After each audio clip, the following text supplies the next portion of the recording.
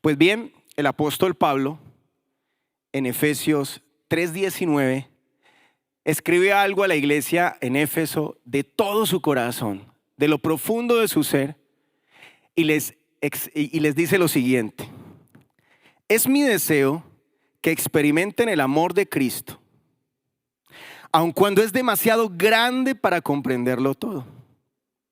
Entonces serán completos con toda la plenitud y el poder que proviene de Dios.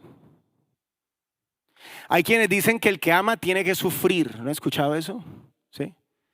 Que el que ama sufre. Hay quienes dicen que el amor es lo que yo sienta y lo que me mueva mi corazón, mis emociones. Hay quienes hablan de amor a primera vista y dicen, no, es que yo la vi. Claro que en mi caso sí aplica porque mi esposa, no, mentiras. La vi y quedé impactado, quedé impactada. Pero ninguna de esas definiciones que solemos tener son realmente la descripción del amor que Dios siente por nosotros. Y hay algo curioso en este asunto, y es que si no entendemos cómo nos ama Dios, cuáles son las dimensiones de su amor, muy probablemente yo no voy a entender cómo es que me ama y no me voy a sentir amado. Por muchos años, en mi vida personal, estuve odiando profundamente a mi padre. Pero un día descubrí las dimensiones de lo que Pablo le habla a la iglesia y empecé a entender que el amor que brotaba del corazón de Dios para mí lo colmaba absolutamente todo. Y es muy probable que esta mañana usted esté pasando por angustia y por desasosiego por no sentirse amado. Porque probablemente desearía que su esposa o su esposo lo tratara de X o Y manera. O muy probablemente estás en una relación de noviazgo y se ha quebrado varias veces, ha sido complicada y sientes que se te va la vida porque la persona que amas no está a tu lado. Y si tú escuchas las canciones que se cantan popularmente, todas exaltan un amor desde las emociones, desde las sensaciones, de lo que me produce y me quiero morir porque sin ella no puedo. Bueno, vamos a ver qué dice la palabra para entender lo que Pablo escribe aquí. Porque el amor de Dios es demasiado grande para comprenderlo. Y cuando lo comprendemos, dice Pablo, vamos a experimentar la plenitud de la vida y vamos a probar todo eso que proviene de Dios. Es lo que quiero hacer esta mañana. Quiero que descubramos juntos las dimensiones del amor de Dios. Y me encanta ver a Jesús, porque solamente Jesús nos puede explicar, nos puede traducir cómo es que nos ama Dios. Solamente mirándolo detallada y fijamente a Él, podemos descubrir cómo es que nos ama Dios. Y la sorpresa que nos vamos a llevar es que definitivamente no se amolda a la definición que la cultura le da a lo que significa amar. Y quiero arrancar hablando de la primera dimensión del amor de Dios. Y esa primera dimensión es la misericordia. La misericordia. Y la misericordia, en esencia, es aquello que se ofrece sin que alguien lo merezca. ¿Sí? Como dicen por ahí, ¿no? El que la hace, ¿qué? El que la hace la tiene que pagar. El que la hace la tiene que pagar. Y Jesús, contador de historias por excelencia, tremendo comunicador que nadie sobrepasará, decide contar una historia para poder mostrarle la dimensión de la misericordia a todos los que le escuchaban. Y voy a parafrasearla rápidamente y luego vamos a centrarnos en un texto para entender lo que significa misericordia hoy para nosotros. Y esta historia es una parábola y es la parábola del deudor que no perdona. Y en esta parábola pasan tres cosas, hay tres escenas y yo quiero invitarlo a que venga conmigo y nos metamos en la historia. ¿Sí? Hay un rey, muy adinerado por supuesto, que llama a cuenta a sus siervos y llega uno de ellos y le dice, bueno, necesito que cuadremos caja aquí, ¿cómo está el asunto? Y resulta que esta persona, este siervo que llega, dice la Biblia que le debe al rey 10,000 talentos. En otra versión nos dice que le debe millones de monedas de plata. Y claro, ¿quién de ustedes, habiendo prestado millones, pongámosle dólares, no pediría cuentas de su dinero? Lo dejaría allí como para que hagan lo que quieran. ¿Alguno? ¿O quién de ustedes hoy tiene un préstamo, así bien significativo? Probablemente muchos de nosotros, yo tengo uno por ahí rodando. Y cada mes, pues aparece el que me recuerda que yo necesito dar cuentas del dinero que tengo prestado. Bueno, este es el caso de este hombre. Lo llaman, le piden cuentas. Y era tal la cantidad de dinero que debía que no podía pagar, ni en esta vida, ni en la otra, ni en las próximas 150,000 vidas. Porque era una suma astronómica, astronómica. Y mire lo que dice la Biblia. Mateo 18, 24, 27. En el proceso le trajeron a uno de sus deudores que le debía millones de monedas de plata. No podía pagar, así que su amo ordenó que lo vendieran, junto con su esposa, sus hijos y todo lo que poseía, para pagar la deuda. El hombre cayó de rodillas ante su amo y le suplicó, por favor, tenme paciencia y te lo pagaré todo. Entonces el amo sintió mucha lástima por él y lo liberó y lo perdonó de la deuda. Suena hermoso, ¿no? ¿Cuánto le debes a Dios? Te dio la vida, te entregó dones, una familia preciosa, riquezas, posibilidades, medios, opciones. Y la pregunta es, si Él te pide cuentas hoy, ¿tienes cómo pagar?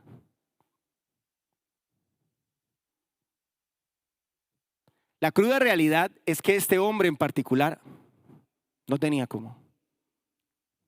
Y ahí aparece la primera dimensión que me inspira profundamente de Dios.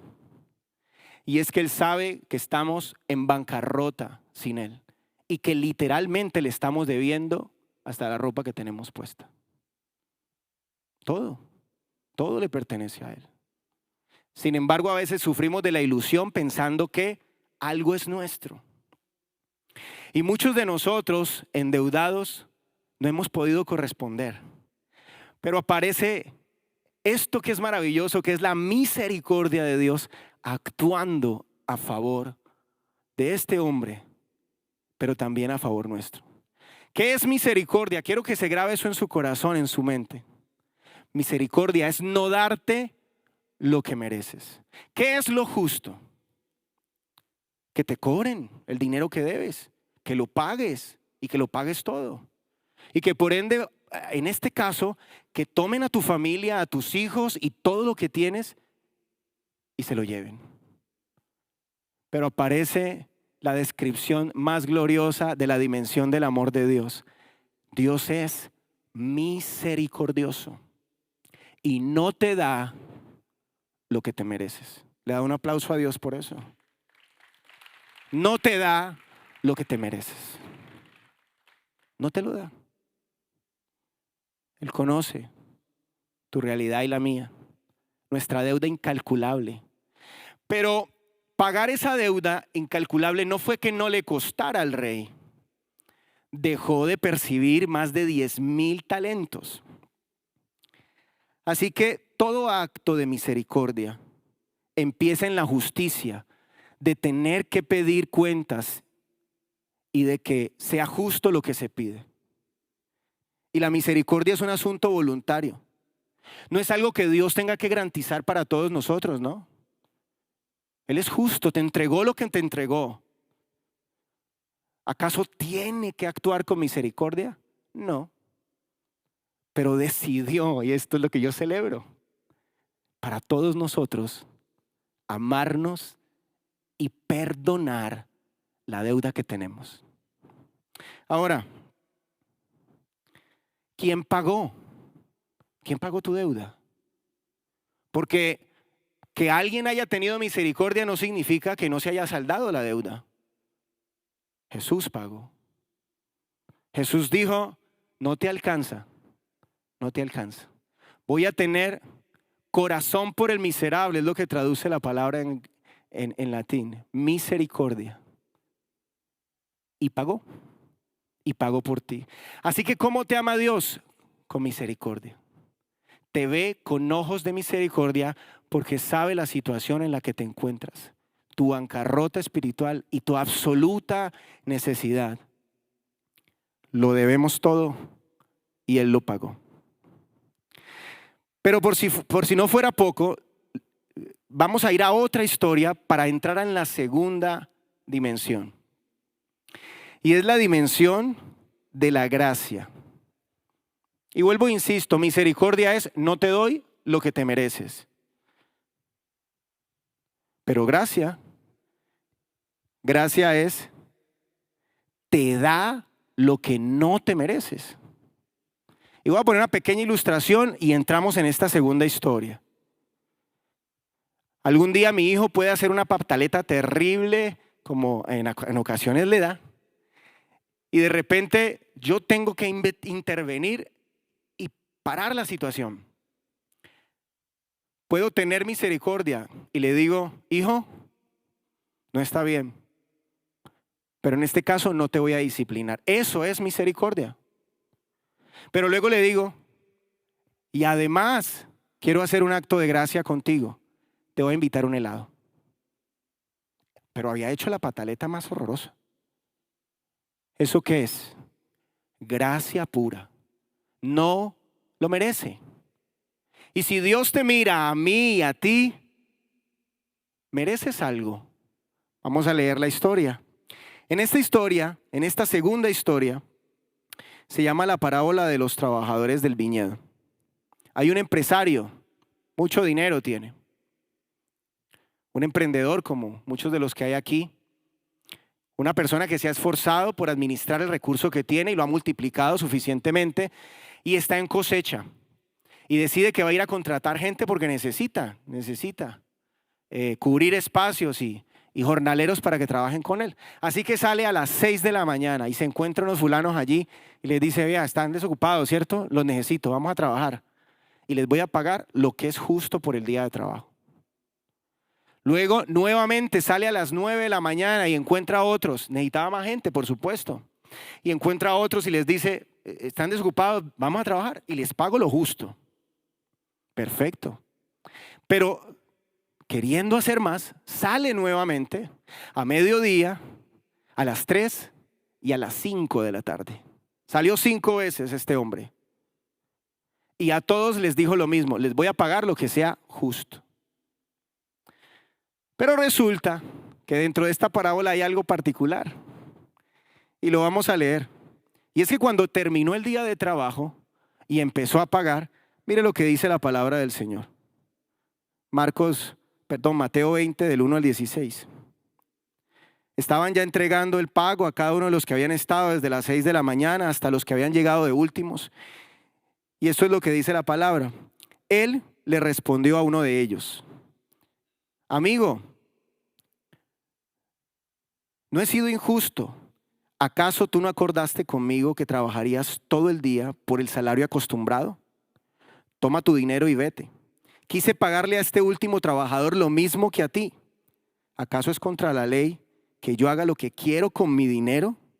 ¿Te pones celoso porque soy bondadoso con otros? Así que los que ahora son últimos, ese día serán los primeros, y los primeros serán últimos. ¿Qué pasó? Que el que llegó a las 6 dijo, ¿cómo así? O sea, a mí me pagas 50,000 pesos y el que llegó a las 5 de la tarde, que trabajó una sola hora también. Jornal. Sí, también. ¿Cómo se llama eso, iglesia? Gracia. ¿Se lo merecía el que llegó a las 5 de la tarde, que le pagaran lo que al otro le costó 8 horas de trabajo? Dígame, ¿se lo merecía? No. ¿Qué era lo justo? Que repartieran el salario del jornal en horas y le pagara prorrateado el tiempo que trabajó. Pero este empresario es un empresario bondadoso que representa a un Dios bondadoso o un Dios lleno de gracia, iglesia. Y te ama desde la gracia y no te da lo que te mereces. Nos da abundantemente porque Él es así, Él es bueno.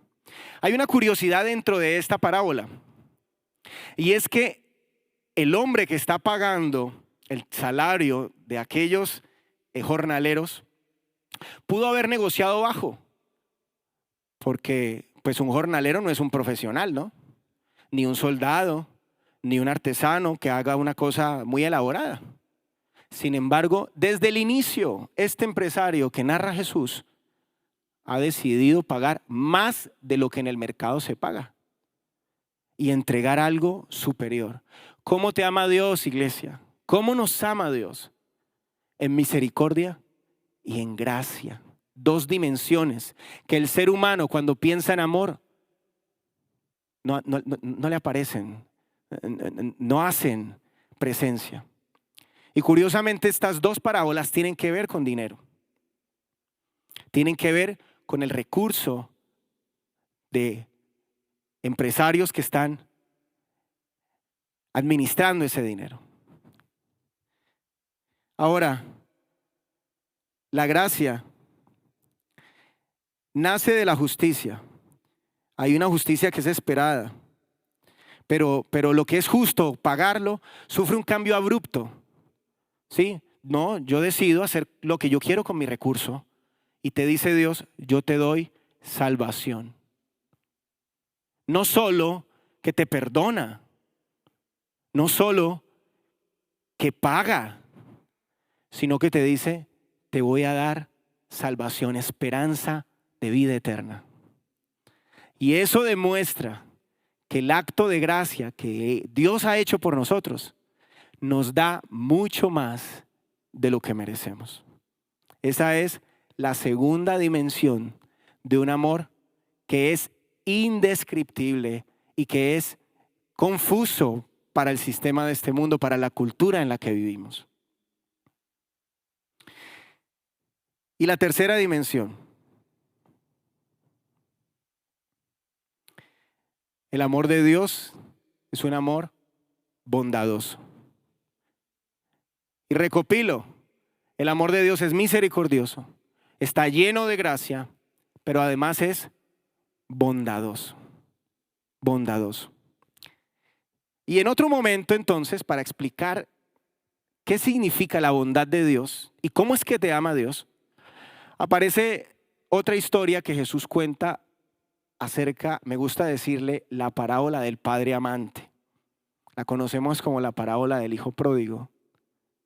Pero en este caso, lo que cuenta Jesús es la historia de dos hermanos y un padre. Seguramente usted ya la conoce, seguramente ya la has escuchado, pero quiero hacer una paráfrasis rápida de lo que está pasando allí. Un hombre, teniendo dos hijos, escucha la petición de uno de ellos y le dice, papá, el menor, yo la verdad es que me quiero ir de la casa. Yo necesito que usted me dé mi herencia, la parte que me corresponde. Yo me quiero ir, yo ya no quiero estar más aquí. En otras palabras, le está diciendo, yo necesito que te mueras porque necesito lo mío. Es un poco chocante, pero es un poco lo que está pasando. Y el padre, actuando en justicia, listo, yo te voy a dar lo que te mereces. Lo que es tuyo, te lo entrego. y se lo entrega. Y este hijo, pues ya conocemos la historia, sale como loco, con una fortuna que al parecer a su forma de pensar era ilimitada, y la gasta, y la derrocha, y la rifa, y hace cuanta cosa y locura se le ocurre que puede hacer con el dinero que le da su padre. Pero no había advertido algo, y era que no era ilimitado el recurso que tenía. Así que llega un momento crucial dentro de esta historia que todos conocemos, en el que, miserable ya porque lo había gastado todo este joven, este hijo menor, y necesitado en medio de una situación precaria porque empezó a escasear incluso la comida en la región donde estaba, empezó a trabajar cuidando cerdos.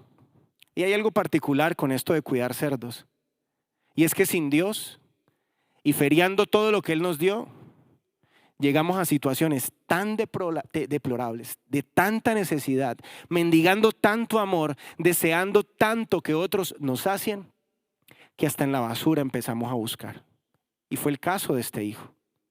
Él quería comerse la comida de los cerdos. ¿Se imagina ese cuadro?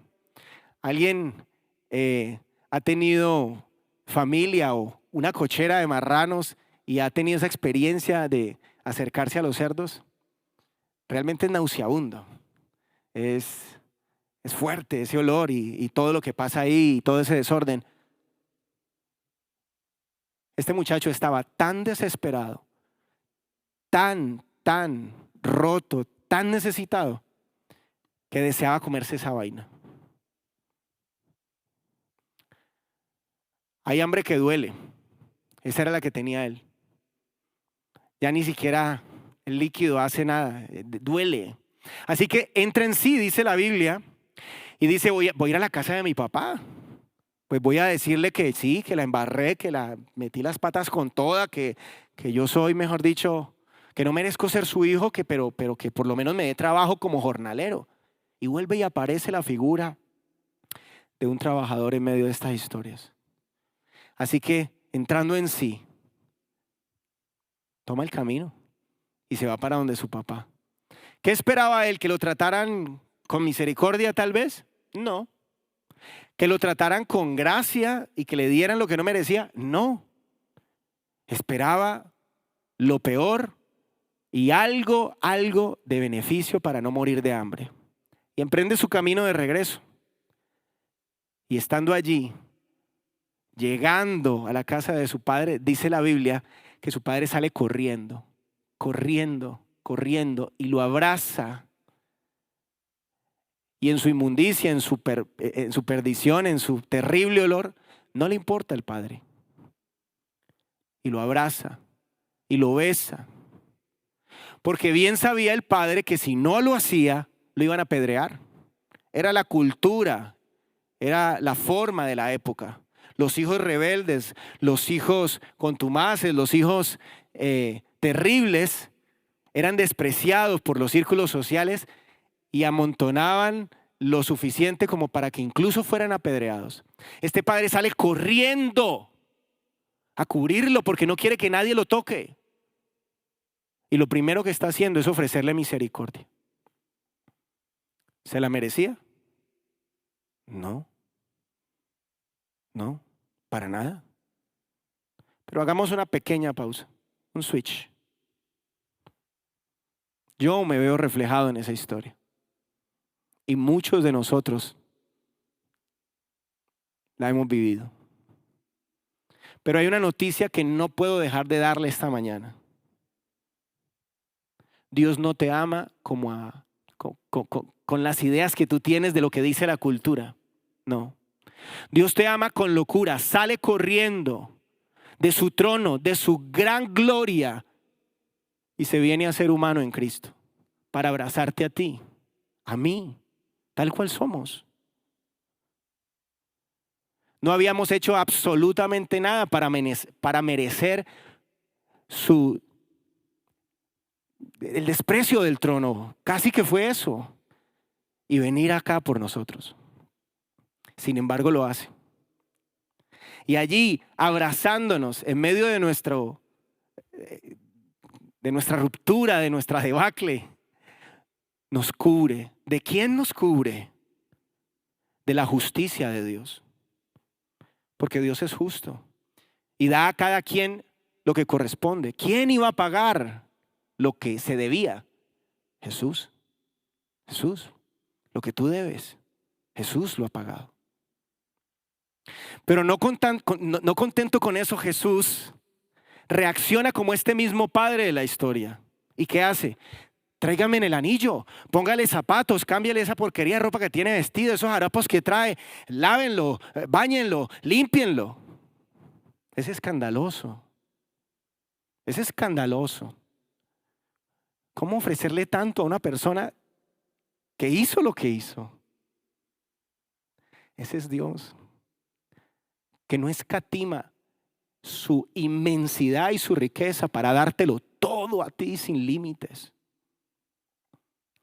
Pero hasta ahí no llegó, no. Y aquí es donde vamos a descubrir cómo funciona la bondad.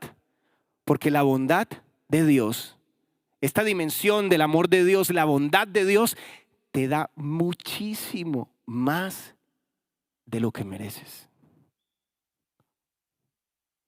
La misericordia no te da lo que mereces. La gracia te da lo que no mereces. Y en su bondad Dios te da muchísimo más de lo que te mereces. Miren cómo termina en el verso 22.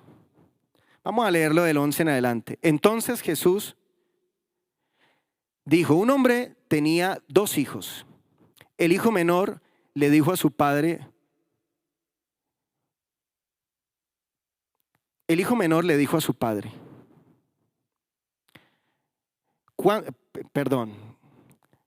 voy a saltar hacia el 17.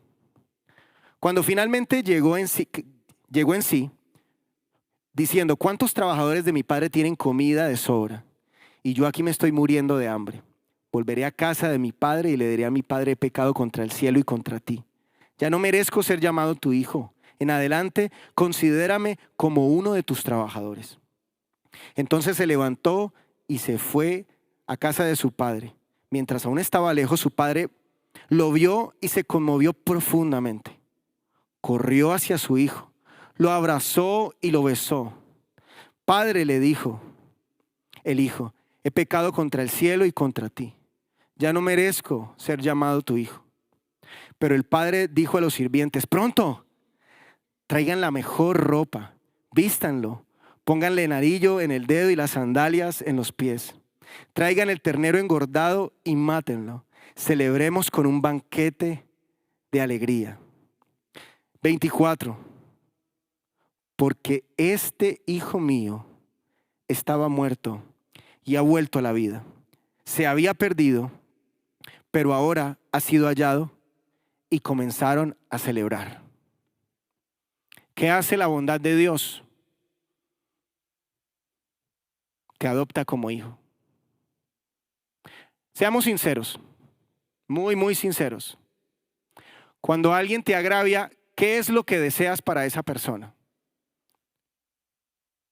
¿Qué es? Lo justo. Si alguien te debe, ¿qué es lo que deseas que ocurra? Lo justo.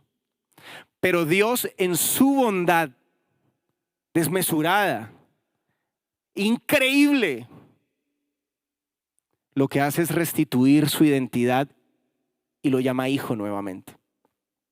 Así que el amor de Dios es bondadoso porque no tiene límite en restaurar la identidad de aquellos que llegan al Padre. La bondad procura lo bueno todo el tiempo. Está en función de cuidar y garantizar lo mejor y lo correcto siempre. La bondad de Dios es incondicional. Extiende los beneficios entregados por gracia para siempre. ¿Qué quiere decir? Que no te dio un poquito. No, esto es como un seguro. Esto es garantía ilimitada. Esto es infinito. Su bondad no tiene límites. Y por eso es que cuando cantamos, cuando venimos, cuando nos relacionamos con Dios, las cosas cambian cuando entiendes cómo es que te ama Él. Porque no es un amor meloso, no es un amor emocionalista, no es un amor de altos y bajos. No.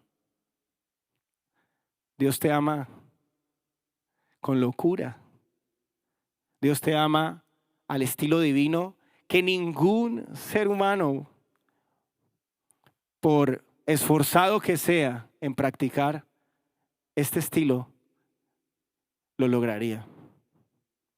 ¿Cómo te ama Dios? De manera desbordante. Y cierro con esto. Quiero volver a Efesios 3:19. Y Pablo está diciéndonos que si experimentamos y conocemos el amor de Dios profundamente, dice Pablo, entonces serán completos con toda plenitud de la vida y el poder que proviene de Dios. ¿Te sientes vacío? ¿Sientes que falta algo en tu vida? A pesar de que tienes tus hijos y tu esposa o tu esposo al lado, ¿no te sientes amado o amada? No has descubierto el amor de Dios. ¿Sientes que no te satisface los logros que has tenido o la carrera que has emprendido y las cosas que has logrado? Porque tal vez has tenido mucho y te diste cuenta que allí no hay contentamiento ni hay plenitud. Tienes que descubrir el amor de Dios. Tal vez te suele pasar que necesitas la aprobación de alguien, que anhelas iniciar una relación con una persona que entienda tus necesidades emocionales y que por fin te cuide como has anhelado todo el tiempo en tu vida. Pues déjame decirte que nadie puede hacerlo, porque al final de la historia siempre vas a terminar insatisfecho. Estás buscando el éxito, llegar a lugares de privilegio y tener realización en la vida. Va a ser vacío cuando lo alcances. Y no porque no sea bueno, y no porque sea algo despreciable tener una bonita familia o realización o avance. El punto aquí es que solo el amor de Dios, cuando está encarnado en tu vida, te sacia y te va a llenar de toda la plenitud de Dios y vas a sentir el poder que proviene de Él. Solo allí, iglesia, solo allí. Póngase de pie, por favor, un minuto.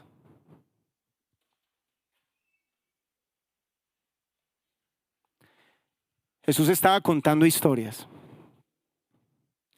pero sería Él mismo quien las iba a encarnar. Sería el mismo Jesús quien las iba a vivir.